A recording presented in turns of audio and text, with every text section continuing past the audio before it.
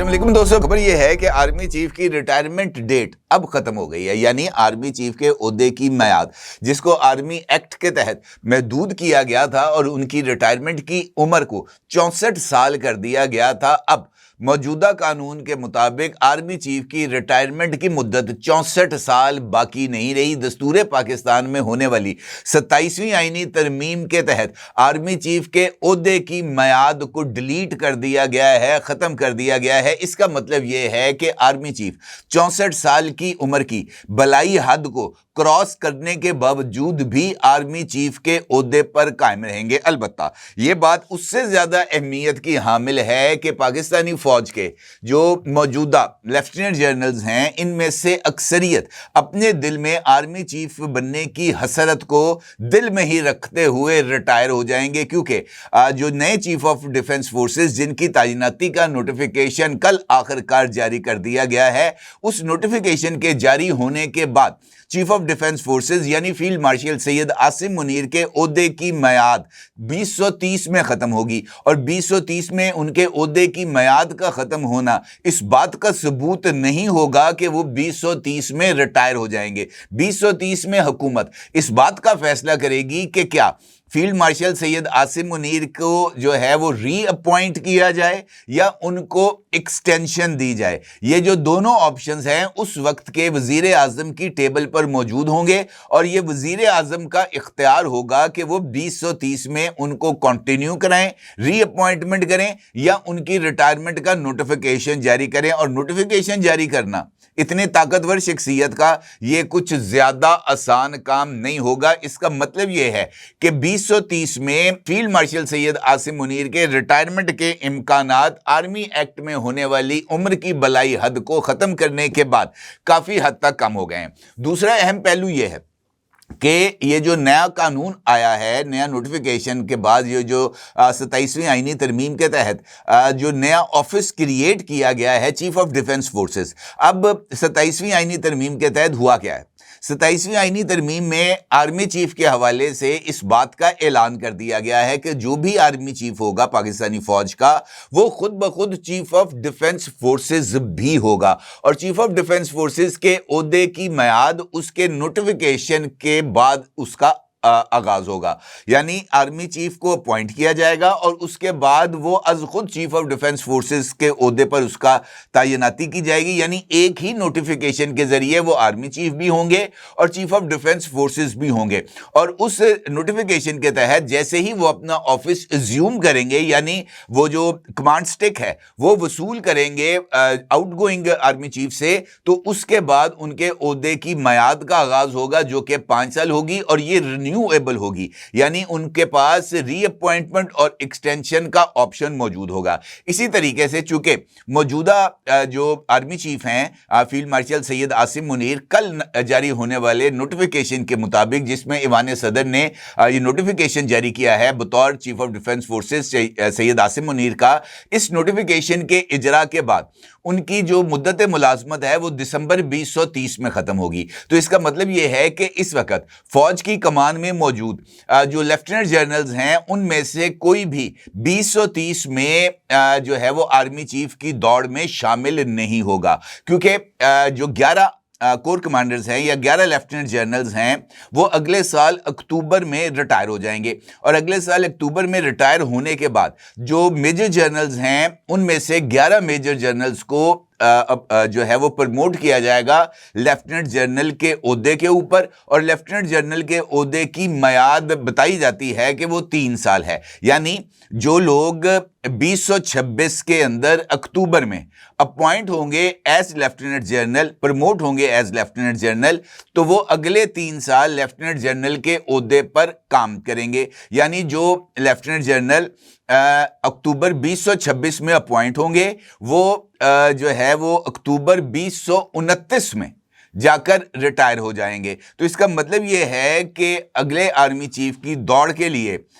جو بالکل نئے لوگ ہیں وہ منظر عام پر آئیں گے، اور وہ لوگ جو اس وقت انڈر ڈسکشن ہیں وہ شامل نہیں ہوں گے 2030 میں جو آرمی چیف بننے کی دوڑ ہوگی۔ امپورٹنٹ بات یہ بھی ہے، یہ نقطہ بھی بڑا اہمیت کا حامل ہے کہ آرمی ایکٹ میں کے تحت جو وزیر اعظم صاحب ہیں وہ آرمی چیف کی سفارش کے اوپر کسی بھی افسر کو ریٹین کرنے کی یعنی اس کو کام جاری رکھنے کی ہدایت کر سکتے ہیں. جیسے ابھی جو ہے وہ ماضی کے اندر لیفٹیننٹ جنرل ندیم انجم صاحب کو جب ان کی مدت ملازمت کا اختتام ہو رہا تھا ان کو کام جاری رکھنے کی ہدایت کر دی گئی تھی اور ان سے کہا گیا تھا کہ جب تک ان کی ضرورت ہوگی وہ اپنے عہدے پر کام کرتے رہیں گے. ان کی ریٹائرمنٹ کے لیے کسی ٹائم فریم کا انتخاب نہیں کیا گیا تھا. ابھی جو موجودہ D G I S I ہیں لیفٹیننٹ جنرل عاصم ملک صاحب, ان کی ریٹائرمنٹ کے بعد بھی انہیں بطور لیفٹیننٹ جنرل ریٹین کیا گیا ہے, یعنی ان کو بطور لیفٹیننٹ جنرل کام جاری رکھنے کا حکم دیا گیا ہے. اور ان کے لیے بھی اس بات کا تعین نہیں کیا گیا کہ ان کی یہ جو ریٹین شپ ہے یہ کب تک جاری رہے گی. یہ اپوائنٹنگ اتھارٹی کی ڈسکریشن پر چھوڑ دیا گیا ہے, ان کی ثوابدید پر چھوڑ دیا گیا ہے کہ لیفٹیننٹ جنرل عاصم ملک صاحب کب تک کام کریں گے. اس کا مطلب یہ ہے کہ نئے چیف آف ڈیفنس فورسز یعنی فیلڈ مارشل سید عاصم منیر صاحب کا نوٹیفیکیشن ہونے کے بعد وہ جیسے ہی اپنے نئے آفس کا چارج لیں گے ان کے سامنے یہ سوال سب سے پہلے موجود ہوگا کہ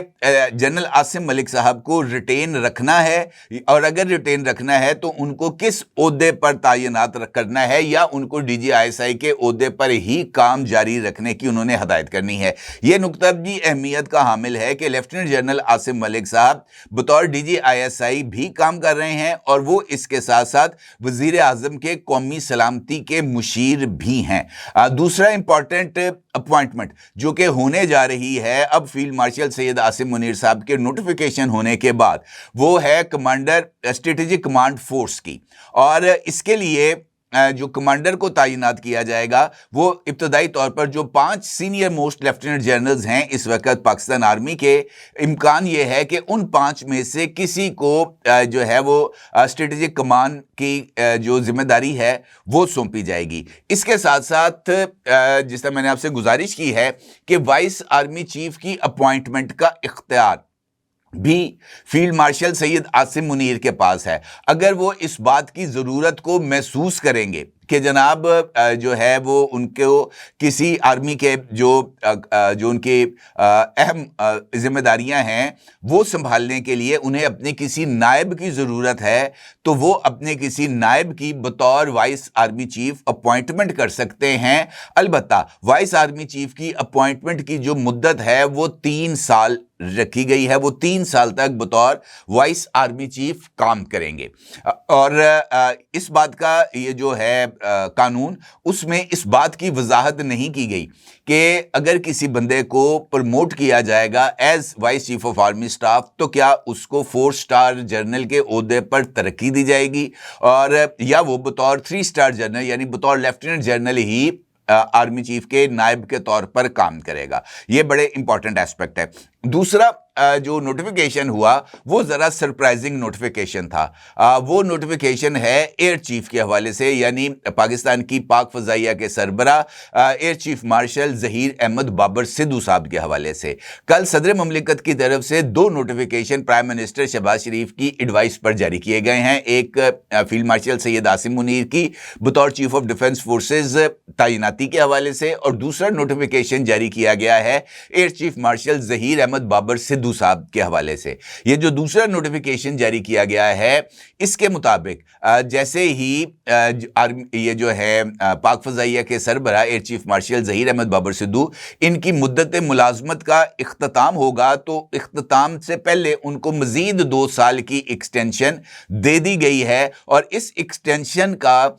جو آغاز ہے وہ ان کی اوریجنل مدت ملازمت کے اختتام کے بعد ہوگا, یعنی ایئر چیف کی مدت ملازمت بھی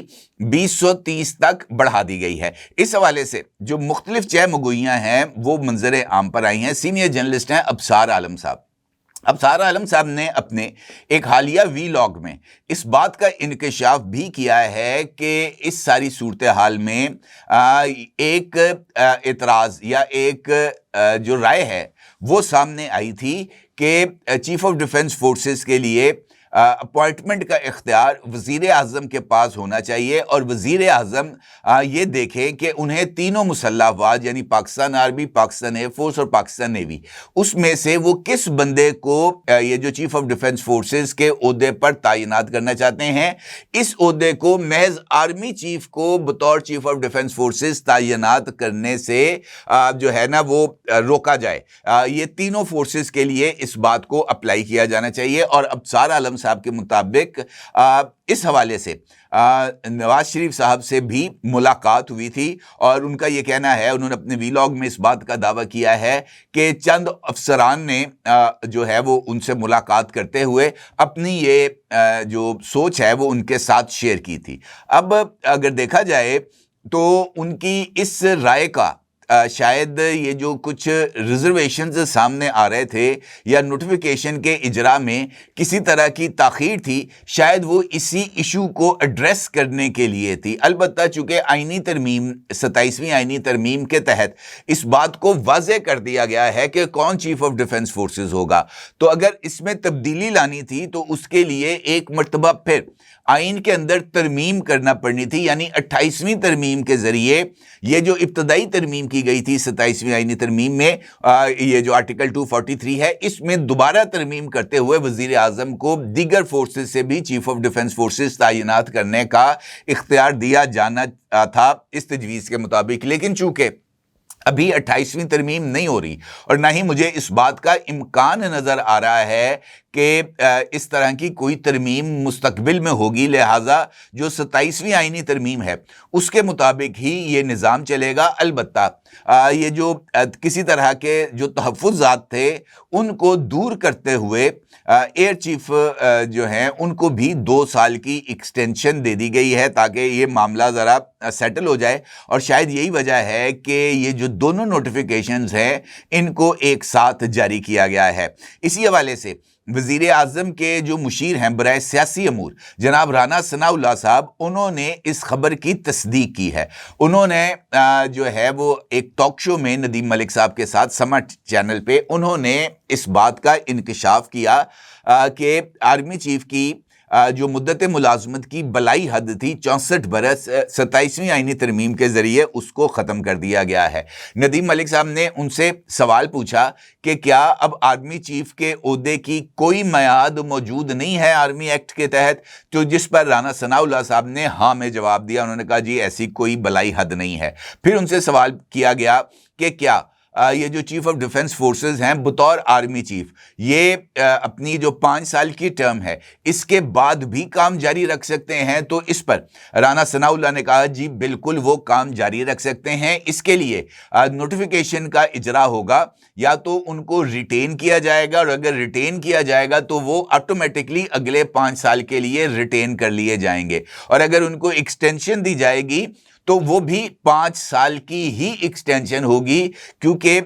یہ جو عہدہ ہے اس عہدے کی میعاد ہی 5 سال ہے۔ لہٰذا یا تو اگر ان کو ریٹین رکھا جائے گا تب بھی وہ 5 سال کے لیے مزید چیف آف ڈیفنس فورسز ہوں گے، اور اگر ان کو ایکسٹینشن دی جائے گی تب بھی وہ ایک فل ٹرم ایکسٹینشن ہوگی، 1، 2 یا 3 برس کی ایکسٹینشن نہیں ہوگی 27ویں آئینی ترمیم کے تحت۔ اس کا مطلب یہ ہے کہ 64 برس کی عمر کی بلائی حد گزرنے کے باوجود بھی جو شخصیت آرمی چیف کے عہدے پر فائز ہوگی، یعنی چیف آف ڈیفنس فورسز کے عہدے پر فائز ہوگی، وہ عمر کی بلائی حد سے آزاد ہو جائے گی، اور وہ 70 سال 74 سال تک بھی 75 سال تک بھی وہ کام جاری رکھ سکتی ہے۔ یہ بڑی امپورٹنٹ ڈیولپمنٹ ہے، اور اس ڈیولپمنٹ کے جو ہے وہ کیا اثرات مرتب ہوں گے یہ تو آنے والا وقت ہی بتائے گا، کیونکہ یہ ایک نیا عہدہ تخلیق ہوا ہے، نئے رولز بنے ہیں، نئے آفیسز اس حوالے سے قائم کیے گئے ہیں، نیا سیکریٹریٹ بنے گا، وہاں پر نئی اپوائنٹمنٹس ہوں گی۔ یہ ایک امپورٹنٹ ایسپیکٹ ہے۔ دوسرا، کل ایک نوٹیفیکیشن اچانک جاری ہوا تھا، جیو نیوز نے وہ نوٹیفیکیشن جاری کیا تھا یہ جو ہے تقرری کے حوالے سے۔ اس نوٹیفیکیشن کے جاری ہونے کے جیو نیوز پر اس خبر کے چلنے کے 1 منٹ کے بعد ہی وہ جیو نے اس کے اوپر معذرت کرتے ہوئے اس نوٹیفیکیشن کو واپس لے لیا تھا۔ خبر یہ ہے کہ یہ جو فیک نیوز ہے یہ دینے والی جو شخصیت تھی اس کے خلاف کارروائی کی جا رہی ہے، اور کارروائی کرتے ہوئے وزیر اعظم آفس سے بھی جو اہم عہدے پر ان کے جو فائز تھی شخصیات، ان کو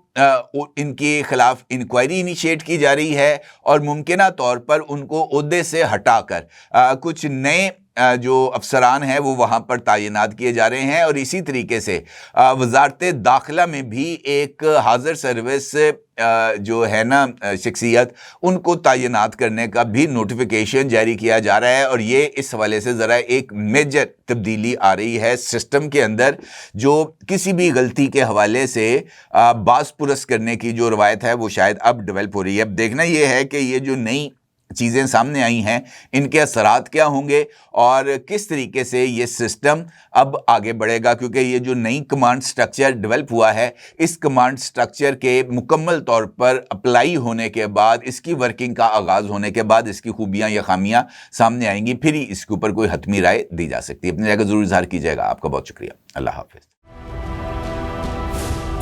کیا آپ ایک بزنس اونر ہیں اور چاہتے ہیں کہ آپ کا برانڈ زیادہ سے زیادہ لوگوں تک پہنچے؟ ہمارے پاس ہے آپ کے لیے ایک بہترین موقع۔ ہمارے یوٹیوب چینل پر روزانہ ہزاروں لوگ ویڈیوز دیکھتے ہیں۔ یہ وہی لوگ ہیں جو باخبر، باشعور اور فیصلہ کرنے والے ہیں۔ اب آپ اپنے بزنس کو براہ راست ہمارے یوٹیوب چینل پر پروموٹ کر سکتے ہیں۔ پروڈکٹ پلیسمنٹ اور اسپانسرڈ سیگمنٹس کے ذریعے آپ اپنے برانڈ کو لاکھوں پوٹینشیل کسٹمرز تک پہنچا سکتے ہیں۔ تو دیر کس بات کی؟ آج ہی اپنے بزنس کو نئے لیول پر لے جائیں۔ For more information, call us 9233 8122 280.